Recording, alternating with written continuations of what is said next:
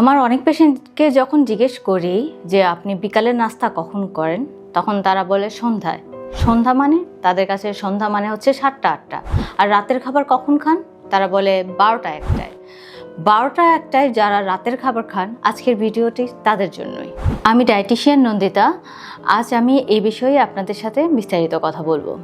রাতের খাবার আমরা কেন খাই, আগে খেলে কি হবে?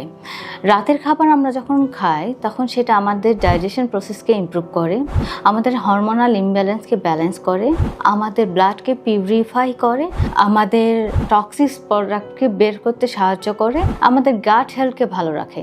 তাই এই যে এই প্রসেসগুলি হতে সময় তো লাগবে কিছুটা, তাই না? এখন আপনি যদি 12টা 1টার সময় রাতের খাবার খান, তারপরেই আপনি কি করবেন? শুয়ে পড়বেন।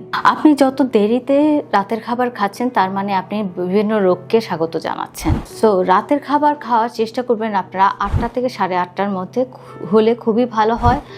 এর আগে হলে তো আরও ভালো, কারণ আপনি রাতের খাবার এবং সকালের নাস্তার মধ্যে যদি আপনার 10 থেকে 12 ঘন্টার একটা গ্যাপ থাকে, তাহলে আপনার এই যে প্রসেসগুলি হতে বডি একটা খুব লম্বা সময় পায় এবং এই ড্যামেজ সেলকে রিপেয়ার করতে একটা লম্বা সময় পায়।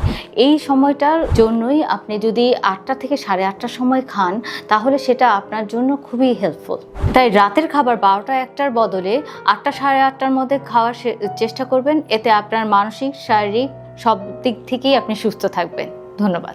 আপনাদের স্বাস্থ্য বিষয়ে সচেতন করার জন্যই আমাদের এই আয়োজন। তাই প্রতিনিয়ত স্বাস্থ্য বিষয়ে বিভিন্ন টিপস পেতে আমাদের চ্যানেলটি সাবস্ক্রাইব করুন এবং বেশি বেশি লাইক ও শেয়ারের মাধ্যমে সবাইকে আমাদের সঙ্গে সংযুক্ত হবার সুযোগ করে দিন।